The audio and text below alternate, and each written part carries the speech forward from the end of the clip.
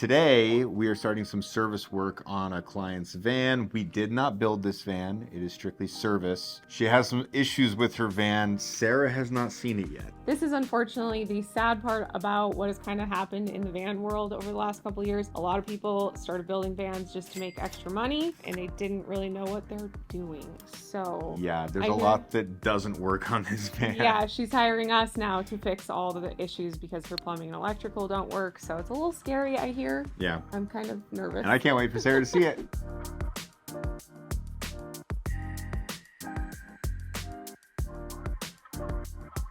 All right, so this is in a Ford Transit. Okay. Wow. You know what? It's not quite as bad as I was expecting, but it's definitely rough. I mean, we've got raw plywood here, these giant, very obvious pieces of plywood came together, and it's like they tried to fill it and paint it. That doesn't work in a van. Oh my god, this is like barely attached. Oh my! Again, so rough. No edge banding, just raw plywood. This is like Splinter City. This just makes my heart hurt that somebody actually spent money paying somebody to do this. So this is one of the things we're doing. He put the sink in but didn't connect anything, didn't run any plumbing lines, no drain, no nothing. The vent fan doesn't work. The freshwater tank is somewhere here. There's no way to fill it. The water heater wasn't installed. So he had this for 6 months, paid about 30 grand. She provided all the material, and finally after 6 months she just said, I'm coming to get my van back because there was no ETA. This is a nightmare. Look at these foam pieces that were like painted or something and tape all over them. Like, I don't even know what this is. This is like more than just finishing some plumbing and electrical. Well, plumbing and electrical is top priority so that the van is working. Here's her electrical system. So here's the batteries. So she's got some big lead acid batteries right here, right in the middle of the van that do appear to be vented. Electrical is down here. So if I pull this drawer out, behind here is the inverter, and when I came in here the first time, when it was connected, was just floating up here like this with this extension cord plugged into it, and that's how she was supposed to run her induction cooktop. You've got a 12-volt breaker panel, but I have no idea if there's even a 12-volt fuse block. I feel like he just ran the vent fan and the fridge directly to the batteries and didn't put any fuses in between, because I think that's why the vent fan isn't working anymore and her fridge stopped working. So lots of fun stuff to figure out. A 12-volt fuse blocker something somewhere, because here's these. Must be the other alternator charging, if it has alternator charging. Figuring out this electrical doesn't make sense. So that's all he did. He just ran all of the power. It's all on these breakers, except for, like, I don't know what these two are. By the way, I just have to point out the nice placement of the lights on the ceiling. It totally makes sense that they're all in different locations, and one's not working.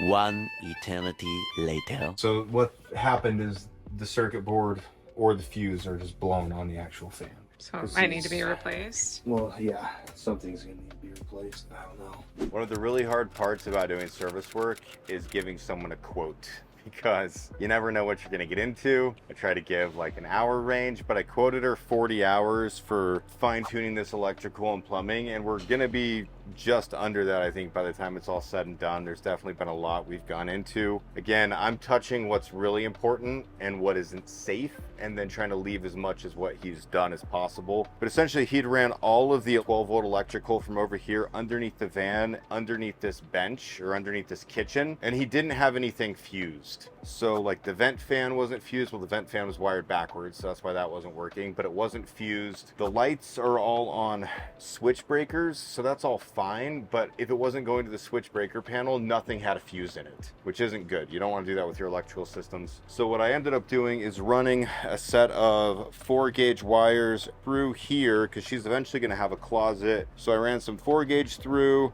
and then through the electrical compartment, and I put a 12-volt fuse block in the garage area. So her water pump, her secondary water pump for draining, her water heater, all of that is on that 12-volt fuse block. So plumbing compartment is wrapped up. I tested the electrical. That's all working now. So now I'm getting ready to fill her tank, but first I had to install her sink drain because that wasn't properly installed. And then I've got to get a hose and run that out. There's a lot going on back there in a small space. Not exactly how I like to lay out my plumbing boxes, but I think it's all going to work great. And then we're going to fill in a couple of these gaps that are existing in the floor plan. She's got this big crack right here. There's like a big gap where stuff can fall in. So we've got some scrap butcher block. We're just going to throw a piece in here and clear coat it. And then she's got this massive hole back here. So we're just going to do a quick fill in piece there. We can do something more cosmetic later, but now at least it's all about making this really functional so she can use it.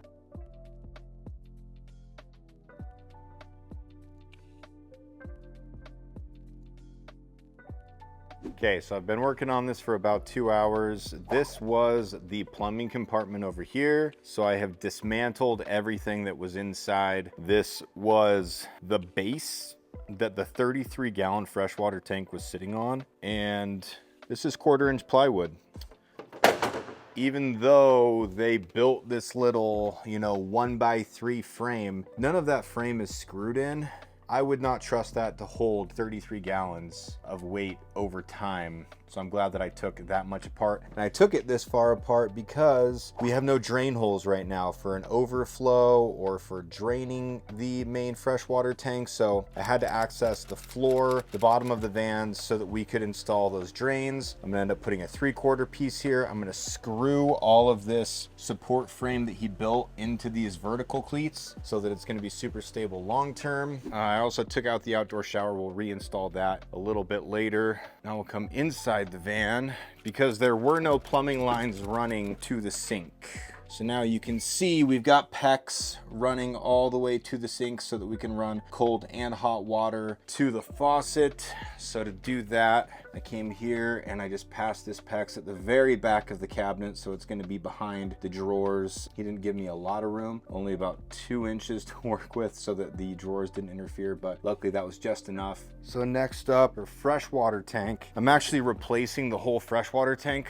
So again, there was no fill system for the freshwater tank. This was the tank that was in there. This has this big male barb that a hose attaches to, and that's more so designed for an RV style water fill that's on the outside of the van that you just stick your hose into and fill up. We never use this system on our vans, and the reason is we use this tank so that we can attach this braided stainless steel hose, and then you can pull this out of an access door, take it essentially out the back of the van, connect to your fill hose, and then fill. I've also added a tank sensor. So we're gonna give her this little tank monitor so that she actually knows how much water she has in her freshwater tank. I've got to talk to her still, figure out what she wants to do as far as the gray water goes. That is where we are right now. The only thing I didn't get to on your list was the cat litter hole. Everything else I just ran out of time. I still would like to do a little bit more on the inverter and that, but just rewiring all of the 12-volt took a while, but that was a priority for me because once we realized he wired the vent fan wrong, that was wired backwards. That's why it wasn't working, because it never worked, right? Well, it worked when I bought it, but not after I left his shop. So all of that is working and it's all fused. Your water pump,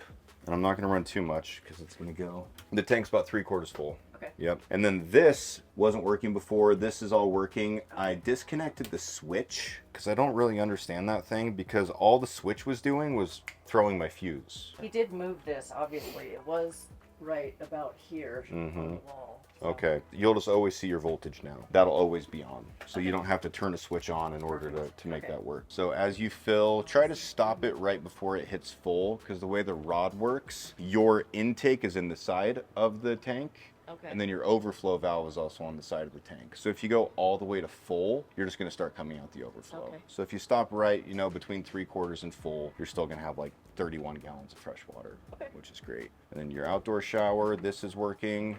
This is where we put your 12-volt fuse block. So this made it easy to run all the wires that we needed to. So you can see the conduit that I added right there. So that is coming from your battery bank through that hole. That's a 4-gauge wire that's running to this. So then we have everything labeled. You've got your vent fan, your 12-volt charger, your H2O pump power, your small water pump, your tank sensor, and then I ran your fridge over here again because that was all undersized wiring. Now everything is fused and working properly. I think people wonder a lot if we do service work and small projects, and yes, we do when we can fit it in to our schedule and help her out, because honestly, we felt really bad that she spent all this money and didn't even have a functional van she could use. And sometimes real life gets in the way of filming for YouTube. She was 15 minutes early, so I get to finish filming this outro with her van. But we hope that you guys enjoyed this. Again, one of the biggest things to look at when you are looking for a van builder or looking to buy a van that's already been built out. What is their background? Do they have reviews? And even if they have a Google with positive reviews, check and make sure what they were. The builder she hired had great Google reviews. She didn't realize until after the fact that they were all